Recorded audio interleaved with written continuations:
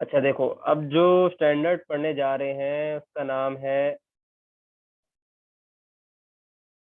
हमारा IFRS 5।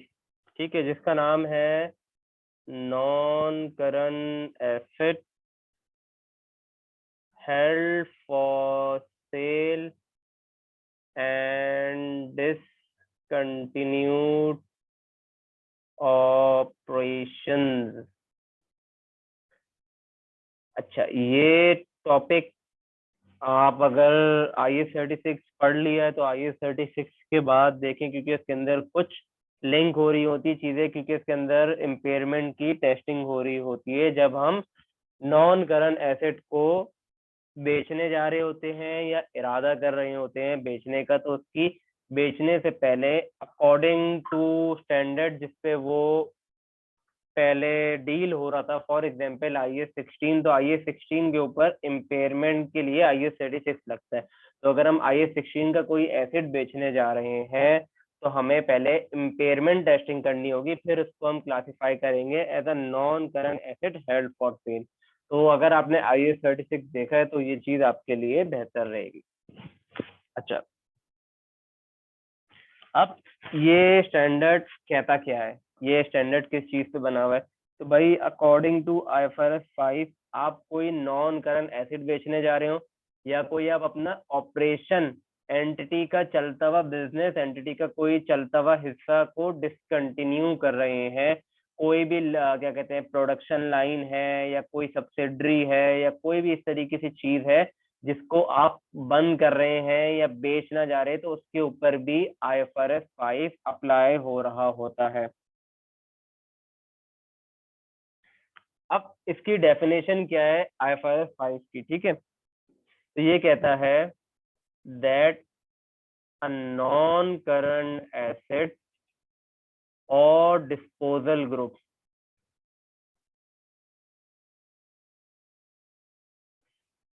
should be classified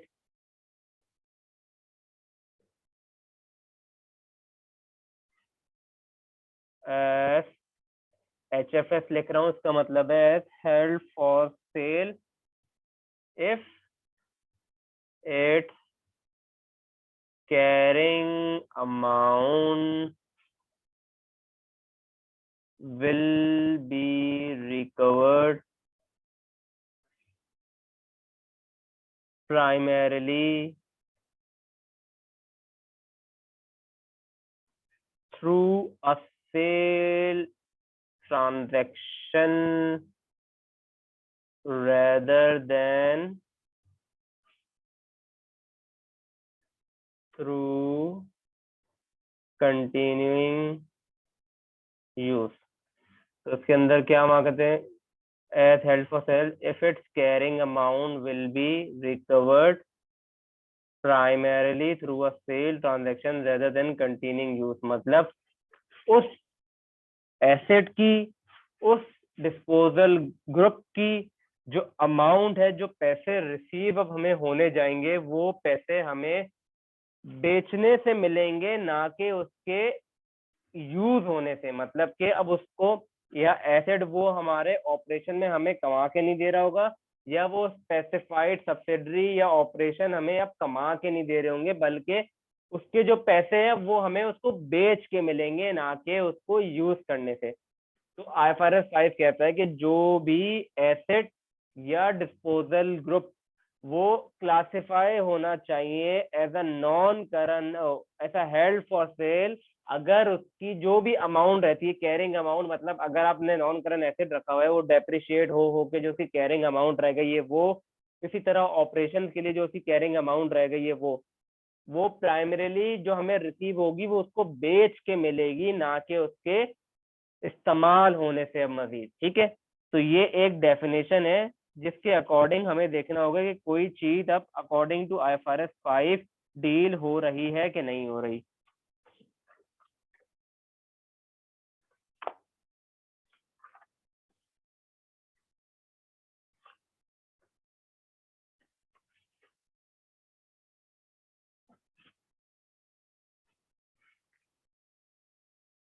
अच्छा, अब ये जो डिस्पोजल ग्रुप है, तो ये क्या क्या हो सकता है कि भाई ये डिस्पोजल ग्रुप हो सकता है अ ग्रुप ऑफ एसेट्स, या possibly liabilities, possibly liabilities that the entity in intend to dispose of। जिसने IS 36 पढ़ा है उसको पता होगा कि भाई कैश जनरेटिंग यूनिट क्या होता है। वो यूनिट जो कि हमें कुछ कैश कमा के दे, मतलब वो कि अपने आप से वो अपने एक पर्टिकुलर हिस्सा कुछ हमें कमा के दे रहा हो। एक मशीन है, वो अकेले हमें कुछ कमा के नहीं देती, ठीक है, वो बाकी सारे ऑपरेशन के साथ मिल के हमें कुछ कमा के दे रही होती, तो वो as a group of asset बन जाता है, एक कैश जनरेटिंग यूनिट बन जाता है, वो हमें कमा के कुछ दे रहा होता है। इसलिए disposal group is a group of asset. कोई ऐसा कैश जनरेटिंग यूनिट भी आप कह सकते हैं जो हमें कमा के देता था, अब उसको अगर हम बेचने जा रहे हैं तो उसकी जो अमाउंट होगी वो हमें बेच के मिलेगी, ना कि वो मजीद यूज होके। अब अकॉर्डिंग टू IFRS 5, कोई भी चीज को as a held for sale classify करने के लिए, कोई भी चीज को as a held for classify करने के लिए कुछ क्राइटेरिया मीट करना होगा। तो classify as held for sale, कुछ क्राइटेरिया है जो कि हमें, आप उसको क्राइटेरिया कह लें, उसको आप कंडीशंस कह लें, वो मीट करना जरूरी है कोई भी एसेट को या डिस्पोजल ग्रुप को क्लासिफाई करने के लिए as a held for sale. सबसे पहले जो हमारे पास कंडीशन आती है वो ये होती है कि जो भी चीज हम बेचने जा रहे हैं, the item is available for sale in its present condition. तो जो हमारे पास काम की चीजें समझने के लिए वो है प्रेजेंट कंडीशन। मतलब कि भाई अगर कोई एसेट बेचने जा रहे हैं तो जो आज उसकी भी कंडीशन है, जिस हालात में अभी वो मौजूद है वो वैसी ही अभी अगर हम बोले कि भाई अभी इसको बेचना है तो जिस हाल में अभी वो खड़ा है वो वैसी ही बिक जाए। ये ना हो कि भाई अभी वो थोड़ा खराब है, उस पर कुछ रिपेयर करने हैं, उसकी कुछ मेंटेनेंस करनी है, कुछ खर्चे करने हैं, उसको बेचने की हालात में लाके फिर उसको बेचना। तो ऐसा नहीं होना चाहिए कि भाई वो एसेट हमेशा उसकी जो जिस कंडीशन में वो एग्जिस्ट करता है उसी में अवेलेबल होना चाहिए बेचने के लिए। ये एक एग्जाम्पल थी। इसी तरह मजीद के उसके ऊपर भाई कोई बैकलॉग ऑर्डर्स नहीं हो, मतलब कि हमारी कंपनी ने कोई ऑर्डर्स नहीं लिए हुए हो। फॉर एग्जाम्पल जैसे कि कोई लोगो की मशीन होती है लोगो बनाने के लिए, फॉर एग्जाम्पल टोयोटा का लोगो बनता है या एम्बियन जो बनता है उसकी बनाने की हमारे पास मशीन है। अब हम चाह रहे हैं कि वो बेच दें, लेकिन हमें टोयोटा के ऑर्डर्स मिले हुए कि हमें 5 लाख उनको वो उनके लोगो बना के देने हैं, उससे पहले हम वो मशीन बेच नहीं सकेंगे क्योंकि हमें वो ऑर्डर्स पूरे करने हैं। तो अगर कंपनी बोलती है कि भाई हम इसको बेचने जा रहे हैं तो वो बेच नहीं सकेगी क्योंकि उसको पहले वो ऑर्डर्स कंप्लीट करने होंगे, उसके बाद ही जाके वो बेच सकेंगे। क्योंकि वो अगर वो मशीन बेच दी तो वो ऑर्डर पूरे कैसे करेंगे, क्योंकि वो एक स्पेसिफाइड मशीन है। जिस जो मतलब एक वो स्पेसिफाइड मशीन सिर्फ वो ही वाली मशीन उनके टोयोटा वाले के लोगो बना के देती है। तो अगर कोई एसेट पे कोई बैकलॉग ऑर्डर्स एग्जिस्ट करते हैं तो वो मशीन अभी अवेलेबल नहीं है प्रेजेंट कंडीशन में बेचने के लिए। इसी तरह वो मशीन लीज पे नहीं होना चाहिए। जाहिर है अगर वो मशीन लीज पे है तो अगर हम उसको बेचेंगे कैसे, हम अगर हमारे पास ऑपरेटिंग लीज पे या फाइनेंस लीज है और हमने अभी लीज चार्जेस पूरे भरे नहीं है तो हम उसको बेच नहीं सकेंगे। इसी तरह उस पे उस मशीन पे कोई charges, no charges, bank charges या नो चार्जेस, आप लोगों ने F4 के अंदर लॉ के अंदर पढ़ा होगा, एक तो होते हैं फिक्स चार्ज और एक होता है फ्लोटिंग चार्ज। मतलब अगर कोई एंटिटी या कोई बंदा लोन लेने जा रहा होता है तो वो चीज गिरवी ना हो, मतलब वो मशीन एंड कुछ इस्तेमाल तो कर रहे हैं लेकिन उसकी क्या कहते हैं कोवेनेंट या उसको गिरवी बैंक के पास ना होना चाहिए। वरना वो आप उसको बेच नहीं सकते। जैसे कि अगर फिक्स फ्लोट होगा तो वो मशीन अब सिर्फ बैंक की है। फॉर एग्जांपल अगर एंटिटी लिक्विडेट हो गई तो वो वाली मशीन से जो पैसे रिसीव होंगे बेच के वो सिर्फ बैंक को मिलेंगे। तो मतलब उसका बैंक पे हक है, बैंक का उस पर चार्ज है।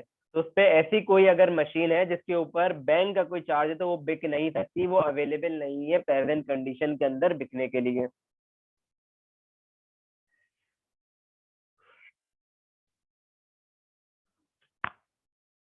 तो मैं ये सारी चीजें जो भी हम लोगों ने डिस्कस करी वो मैं यहाँ पे लिख देता हूँ।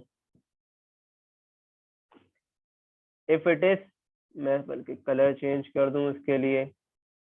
If it is use in operation, अगर आपके वो ऑपरेशंस में यूज हो रही है, then substitute need to be available.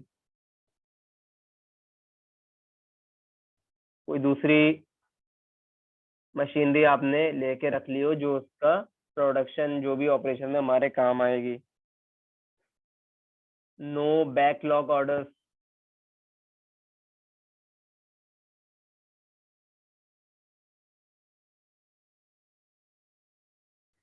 It should not be on lease. कोई उस पर रिपेयर्स ड्यू नहीं होना चाहिए।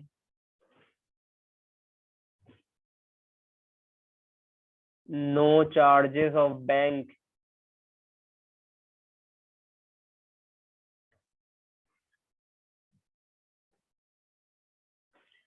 इस एक और चीज आती है, share approval should be taken. मतलब कि अगर कोई मटेरियल चीज आप बेचने जा रहे हैं, कोई मशीन जो बहुत इंपॉर्टेंट है कंपनी के लिए, क्योंकि जाहिर है शेयर होल्डर्स ओनर्स है ना कि मैनेजमेंट। तो अगर कोई ऐसी चीज बेचने जा रहे हैं जिसके लिए शेयर होल्डर्स का अप्रूवल चाहिए, शेयर लिख दिए भाई, यहाँ पे होल्डर्स आएगा, शेयर होल्डर्स। अगर आप कोई ऐसी चीज बेचने जा रहे हैं जिसके लिए आपको शेयर होल्डर्स का अप्रूवल लेने की जरूरत है, तो उसका अप्रूवल ले ले। अगर आपने अप्रूवल नहीं लिया है तो वो चीज आप उसको बेच नहीं सकेंगे।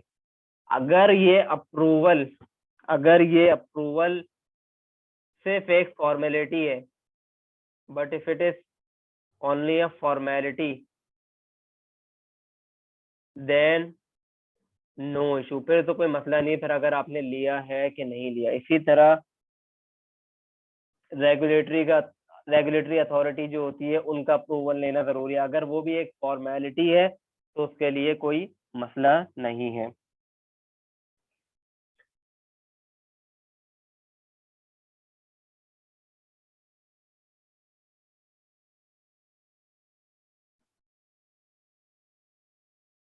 अच्छा, दूसरी जो हमारे पास कंडीशन है वो ये है कि भाई जो भी सेल होने जा रही है, कोई भी चीज जो है, चाहे फिर वो एसेट हो या कोई ऑपरेशन डिसकंटिन्यू होने जा रहे हो, तो जो भी सेल हो, it should be highly probable. मतलब कि मोर देन 50% चांसेस होना चाहिए कि भाई वो बिकेगी। ये नहीं हो कि भाई अभी सोच रहे हैं, कर रहे हैं, अभी देखा नहीं है, अभी डिसाइड नहीं हुआ। उसके बिकने के चांसेस मोर देन 50% होने चाहिए। तो the sale should be highly probable. फिर is committed management is committed to a plan to sell the item. मतलब कि जो भी मैनेजमेंट इन्वॉल्व है उस चीज को बेचने के लिए वो कमिटेड होनी चाहिए। हाँ भाई, वो कोशिश कर रही है, वो लुक आफ्टर कर रही है, मार्केट के अंदर देख रही है कि कौन बायर्स अवेलेबल है, क्या वैल्यू मिलने वाली है, क्या किस प्राइस पे हम बेच सकते हैं। तो there should be a committed plan, management should be involve, management should be engage to a plan. जो भी प्लान सेटअप हुआ है उसको बेचने के लिए मैनेजमेंट शुड बी इंगेज। वो नजर आए, दिखती हुई कि हाँ भाई वो कोशिश कर रहे हैं बेचने के लिए। ये नहीं हाथ पे सर रख के बैठे बैठे हुए कि भाई हम इसको बेचने चाहते हैं, लेकिन कोई चीज या कोई ऐसे एक्शन उनके दिख नहीं रहे बेचने वाले। तो there should be a commitment to a plan by the management. इसी तरह an active program to locate a buyer should be initiated. मतलब कि जो भी खरीदने वाले लोग हैं उनको ढूंढने का प्रोग्राम शुरू हो गया है। हम देख रहे हैं कि भाई कौन कौन बायर्स अवेलेबल है मार्केट के अंदर जो कि ये चीज खरीदेंगे। तो there should be an active program जिसमें दिख रहा हो कि भाई हाँ हम बायर की इन्वॉल्वमेंट देख रहे हैं, कोई उनसे बातचीत हो रही है, कोई उनसे निगोशिएशंस हो रही है, तो वो चीज दिखते हुए नजर आनी चाहिए हमें।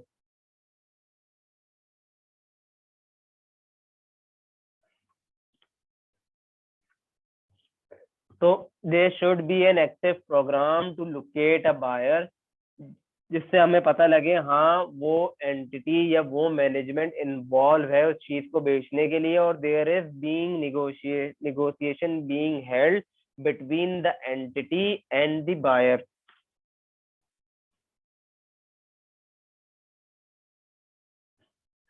फिर हमारे पास एक और कंडीशन जो कि मीट होनी चाहिए वो ये है कि the item is being actively market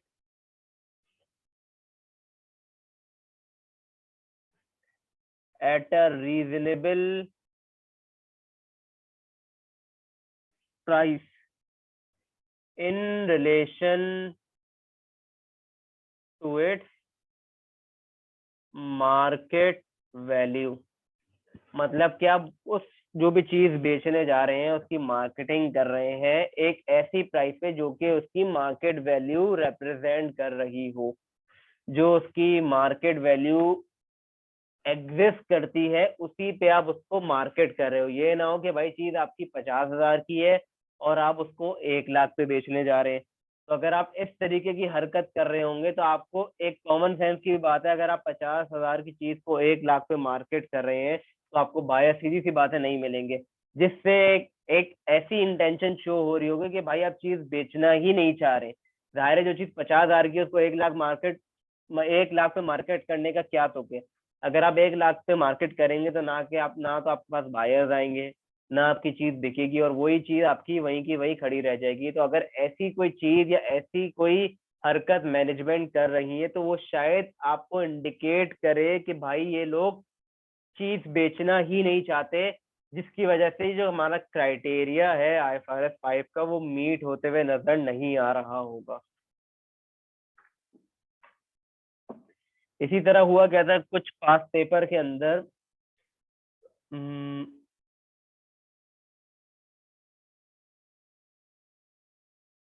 कुछ पास पेपर के अंदर होता क्या था, आए थे सवाल जैसे कि कोई एसेट की मार्केट वैल्यू गिर गई थी, ठीक है, जिस चीज को वो बेचने जा रहे थे उसकी मार्केट वैल्यू गिर गई थी, लेकिन डायरेक्टर्स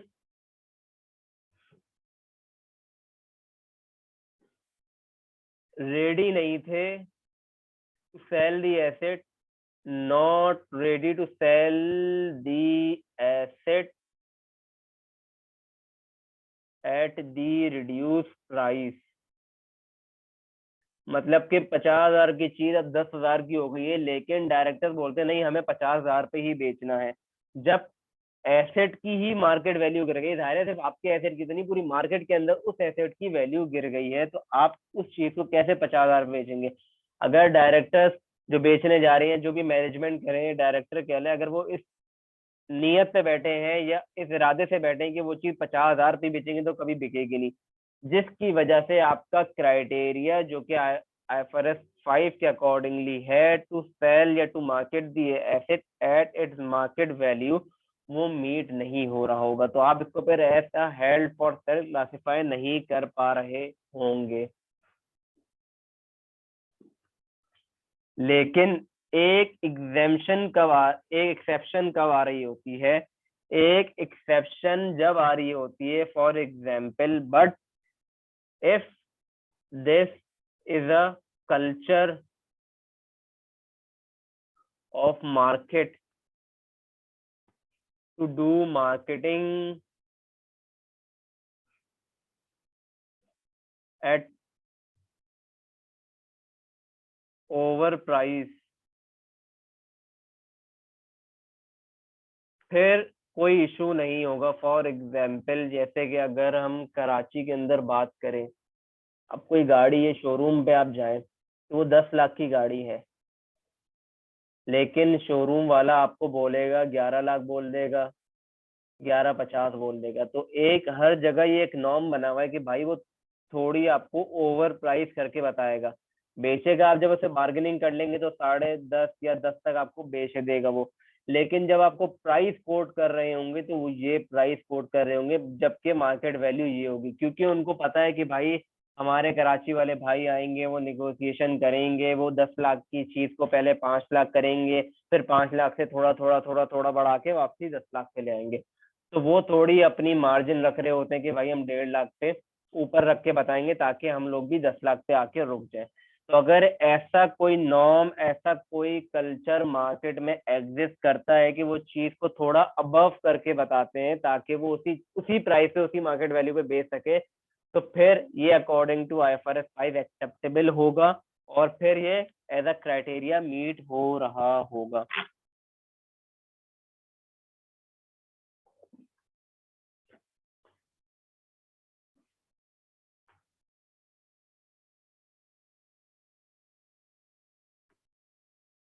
फिर हमारे पास एक और कंडीशन आती है जो कि मीट करनी चाहिए। The sale is expected to complete within a year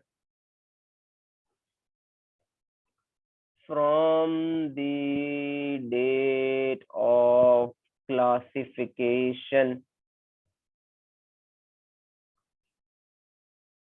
ठीक है। फॉर एग्जाम्पल अगर आपने 1 जनवरी 2000 X1 को डिसाइड किया है कि आप कोई पर्टिकुलर एसेट को आप क्लासिफाई कर रहे हैं as a held for sale, तो ये एसेट 31 दिसंबर 2000 X1 तक बिक जाना चाहिए।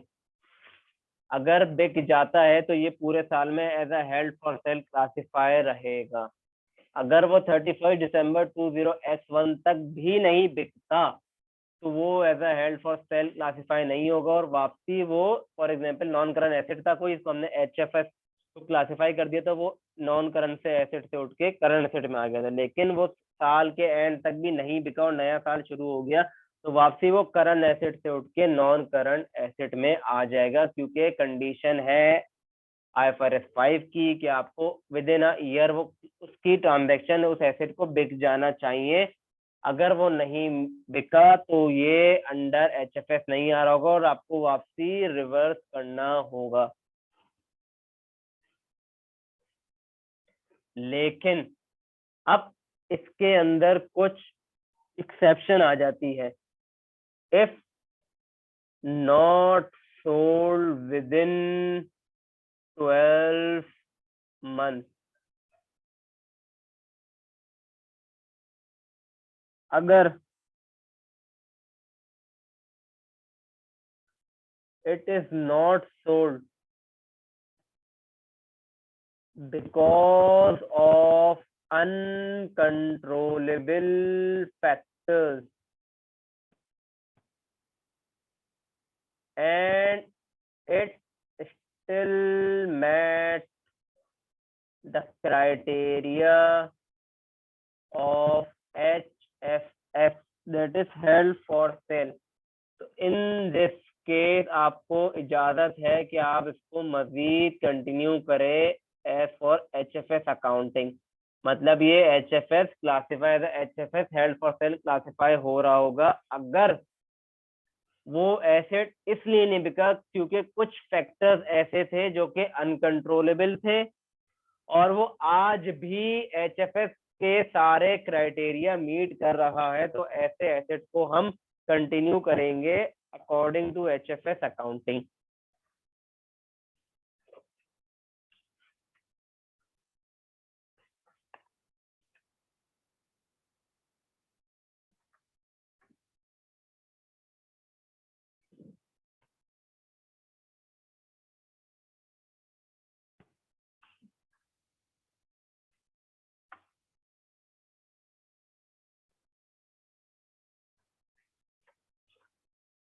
अगर कोई एसेट नहीं बिका बिकॉज ऑफ अनकंट्रोलेबल फैक्टर्स और वो आज भी कंडीशन मीट कर रहा है एचएफएस की, तो हमें कंटिन्यू करनी है एचएफएस की अकाउंटिंग।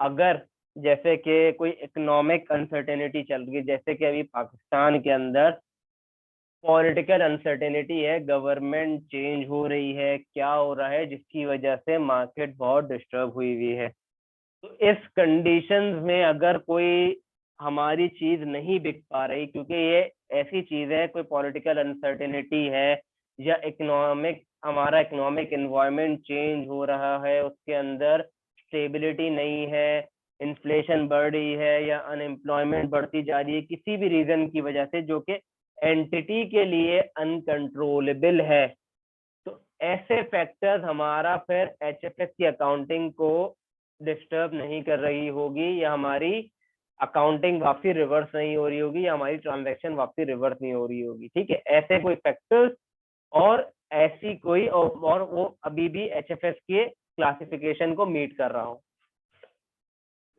लेकिन अब मैं इसकी जो बात आ रही है दूसरी में वो आगे लिख देता हूँ।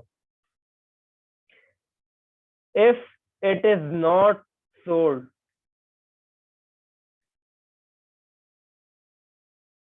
because of controllable factors, because of controllable factors, तो इस इन दिस केस हमें करना क्या होगा, revert back to non current asset. अगर तो वो कोई हमने नॉन करंट एसेट को करंट एसेट में शो कर दिया था एज पर एचएफएस, तो हमें वापसी उसको नॉन करंट एसेट में शो करना होगा, रिवर्ट बैक करनी होगी अपनी ट्रांजैक्शन। जैसे कि कौन से कंट्रोलेबल फैक्टर है कि भाई वो सही से मार्केट नहीं कर रहे थे, या वो सही से बायर से डील नहीं कर रहे थे, कोई भी ऐसे फैक्टर जो कि एंटिटी के लिए कंट्रोलेबल थे लेकिन उन्हें उसको कंट्रोल नहीं किया ड्यू टू एनी रीजन, तो इन दिस केस हमें रिवर्ट बैक करनी होगी अपनी ट्रांजैक्शन, अपनी अकाउंटिंग की एंट्री वापसी रिवर्ट बैक करनी होगी।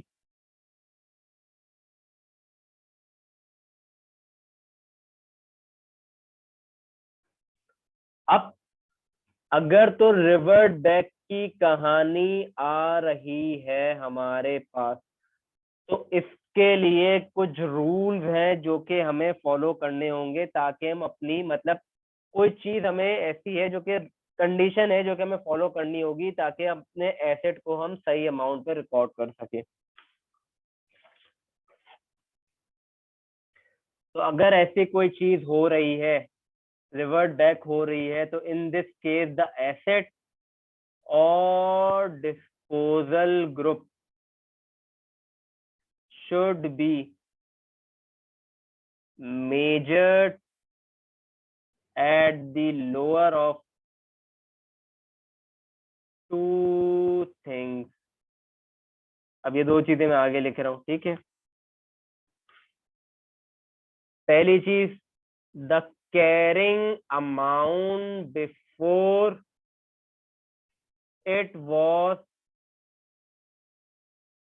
Classified as held for cell.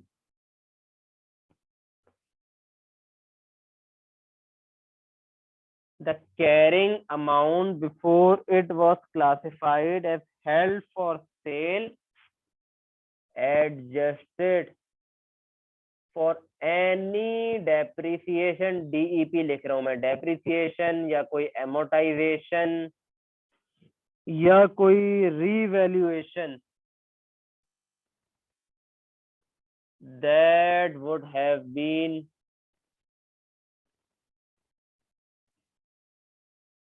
recognized had it not been classified as HFS। अब होता क्या है, जब हम कोई भी ट्रांजैक्शन या कोई भी एसेट को as a held for sale classify करने जा रहे होते हैं, तो इसके लिए रूल्स हैं कुछ। पहले तो जब हम ट्रांसफर करने वाले होते हैं एंट्री को from non current asset to current asset, तो सबसे पहले an asset should be tested for impairment. अगर जो एसेट अंडर IAS 16 डील हो रहा था तो वो उससे IAS 36 अप्लाई हो रहा होता है इम्पेयरमेंट के लिए। तो पहले अकॉर्डिंग टू IAS 36 हम चेक करेंगे कि वो एसेट इम्पेयर हो रहा है कि नहीं हो रहा। अगर हो रहा होगा तो इम्पेयरमेंट अकॉर्डिंग टू IAS 36 करके उस एंट्री को हम ट्रांसफर कर देंगे।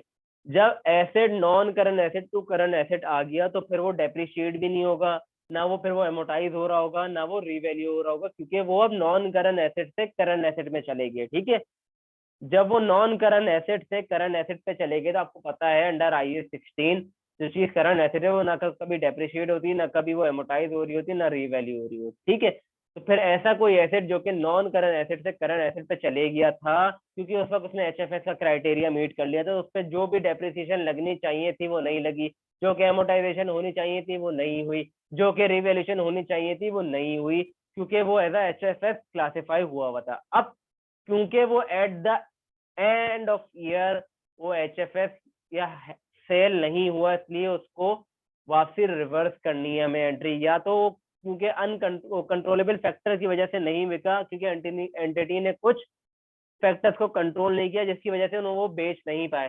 तो इन दिस केस हमें वापसी ट्रांजैक्शन रिवर्स करनी होगी। तो हम रिवर्स करते हुए देखेंगे कि भाई क्या वो कैरिंग अमाउंट होती, क्या वो कैरिंग अमाउंट होती अगर वो एसेट HFS क्लासिफाई नहीं हुआ होता, वो कैरिंग अमाउंट क्या होती अगर वो एसेट HFS के लिए क्लासिफाई नहीं हुआ होता। तो हम देखेंगे यार जो कैरिंग अमाउंट हमने बिफोर क्लासिफिकेशन ली थी, जो अमाउंट हमने बिफोर क्लासिफिकेशन ली थी हम उस पे आए, और जो जो होनी चाहिए थी पूरे साल डेप्रिसिएशन कोई होनी चाहिए थी, या एमोटाइजेशन होनी चाहिए थी, या रिवैल्यूएशन होनी चाहिए थी, अब वो हम उसको कंसिडर कर रहे होंगे ताकि वो हम carrying amount at the year and ले सके। एक तो ये चीज हमें देखनी होगी।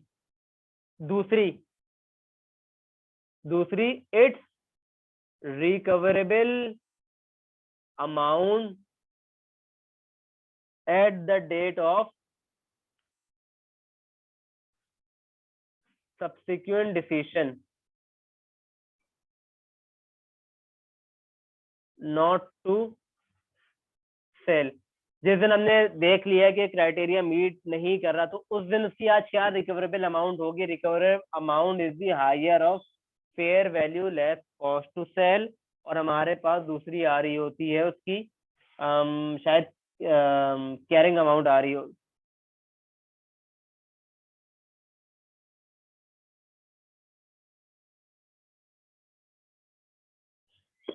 तो इस दिन हमारे पास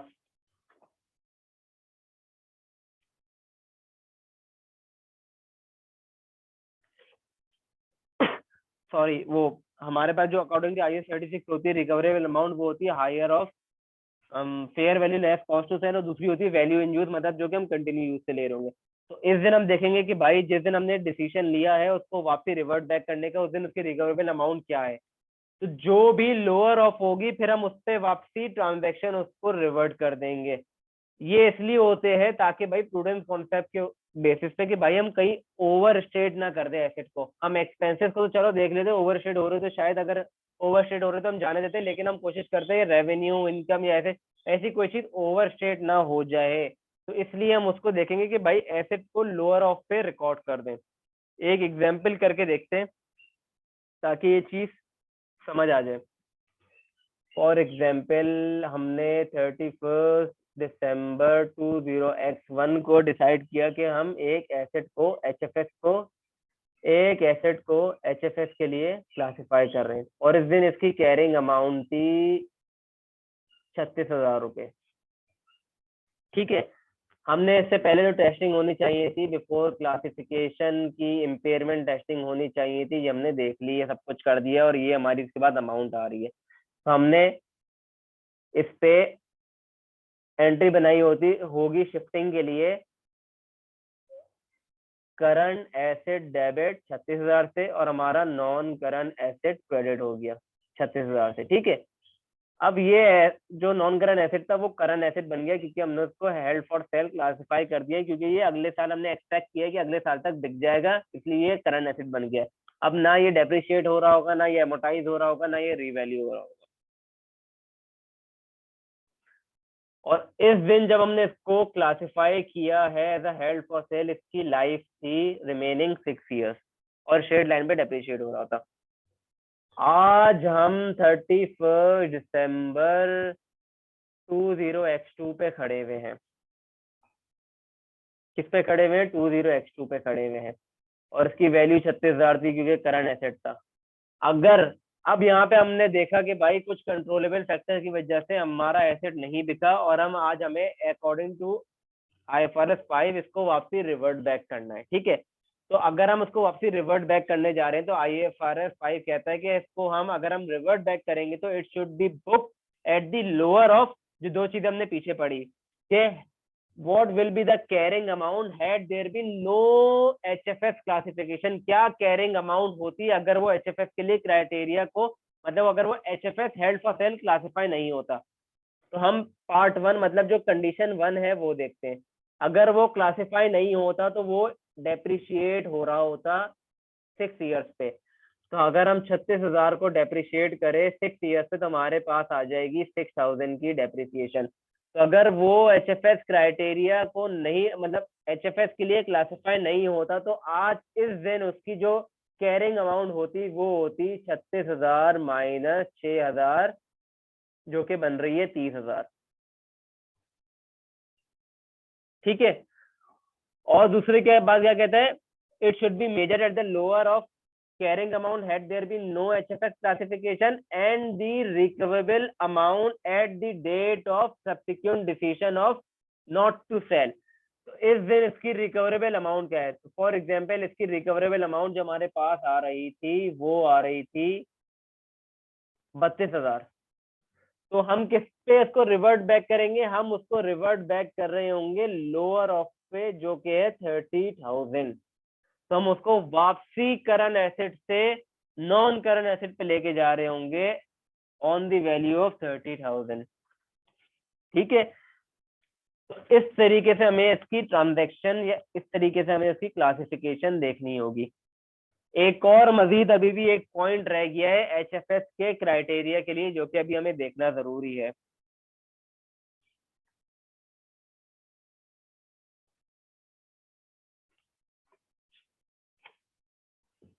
मैं लास्ट पॉइंट उसका लिखने जा रहा हूं जो कि HFS हेल्ड फॉर सेल का क्राइटेरिया, वो ये है कि last point, it is unlikely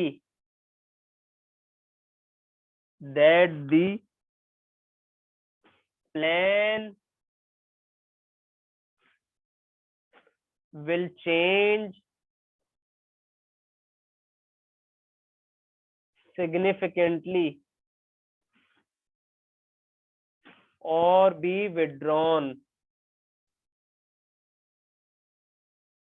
मतलब कोई ऐसे चांसेस नहीं होने चाहिए कि जो बेचने का प्लान है वो चेंज हो जाए या वो कैंसिल हो जाए। क्या हो जाए? ऐसी कोई इंटेंशन दिखती हुई ना नजर आ रही हो, कोई ऐसा प्लान ना हो कि वो प्लान चेंज हो जाए सिग्निफिकेंटली या वो विड्रॉन हो जाए। तो ये भी एक कंडीशन है जो कि हमें देखनी होगी while classifying for held for cell. क्योंकि कुछ कंपनीज होती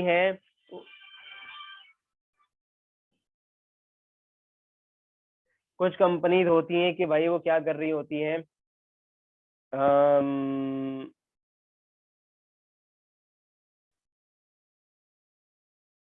एक तरीके से इसमें मैनिपुलेशन आ रही होती है। एक तरीके से मैनिपुलेशन हो सकती है, पॉसिबिलिटी कि भाई उनको अगर अपनी डेप्रिसिएशन अवॉइड करनी है या कोई भी अमोर्टाइजेशन अवॉइड करनी है, इस तरीके से कोई चीजें, तो वो क्या करते हैं, नॉन करंट एसेट को करंट एसेट में शो कर देते हैं। क्या करते हैं? नॉन करंट एसेट को करंट एसेट में शो कर देते हैं ताकि वो डेप्रिसिएशन अपनी अमोर्टाइजेशन अवॉइड कर सके, जिसकी वजह से वो P&L का अपना प्रॉफिट को एक तरीके से बढ़ा सके। तो there should be a no U turn. मतलब वो ऐसा कोई उनकी इंटेंशन या ऐसा कोई प्लान ना हो कि वो आपकी चेंज कर दे इस चीज को।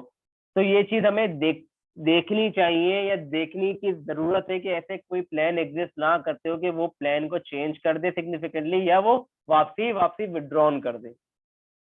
अब कुछ एग्जाम्पल सी पास पेपर की।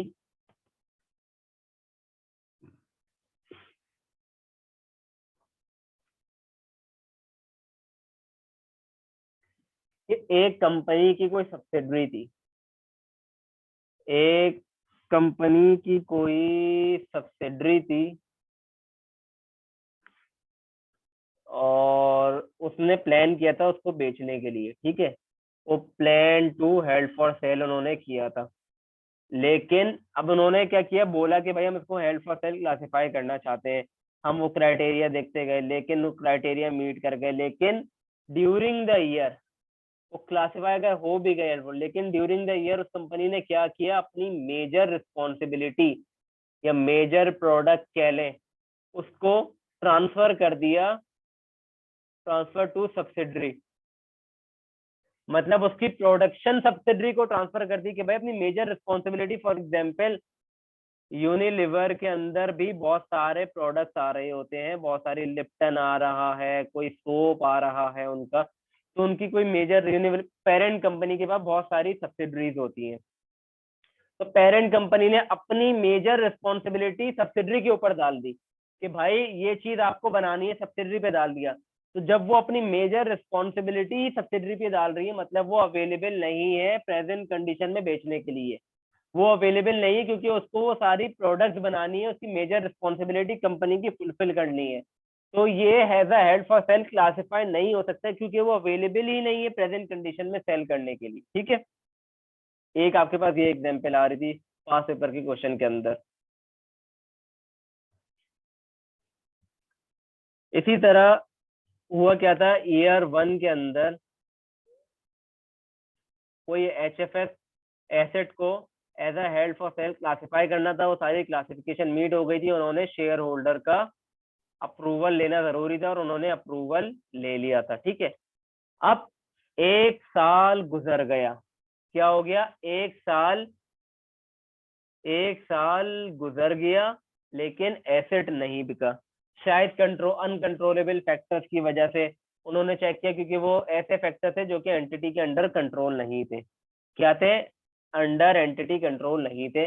और आज भी वो एचएफएस का क्राइटेरिया सारे मीट कर रहा था, लेकिन सारे उन्होंने क्राइटेरिया मीट कर लिए तो कहने लगे भाई अब ये एचएफएस के लिए क्लासिफाई हो जाएगा। लेकिन इन सेकेंड ईयर उन्होंने शेयर होल्डर का अप्रूवल नहीं लिया, शेयर होल्डर का अप्रूवल नहीं लिया। कह रहे थे कि भाई उन्होंने पिछले साल अप्रूवल ले लिया था, तो भाई वो पिछले साल के लिए अप्रूवल लिया था, इस साल आपको वापसी अप्रूवल लेना होगा शेयर होल्डर के लिए।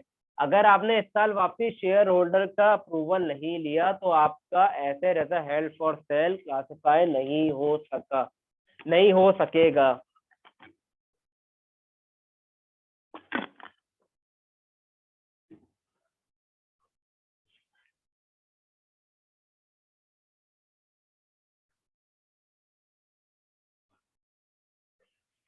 इसी तरह कुछ पास पेपर में आया था कि भाई डायरेक्टर या मैनेजमेंट इज कमिटेड या committed to sell the asset, वो कोई बायर से निगोशिएशन हो रही हैं, उनकी सब कुछ हो रहा है, एग्रीमेंट बन रही है, कुछ भी बन रहा है, और उन्होंने बायर के साथ एक ड्राफ्ट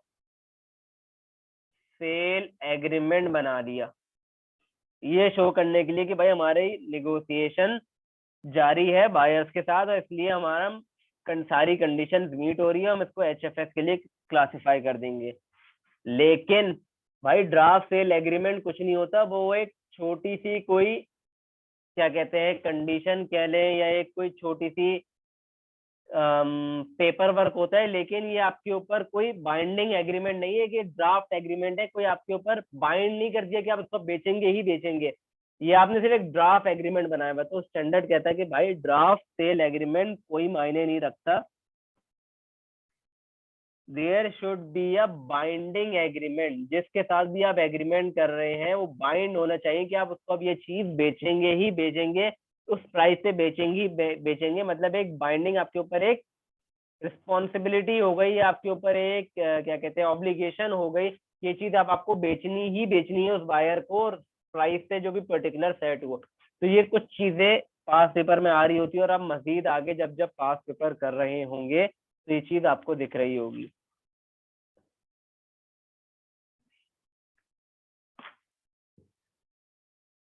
अच्छा, बाकी की क्लासिफ जो सी कैलकुलेशन है, फिर डिसकंटिन्यूड ऑपरेशंस है, कैलकुलेशन के अंदर भी कॉस्ट मॉडल है, रिवैल्यूएशन मॉडल है, ये मजीद अब आगे जाके आप देखेंगे।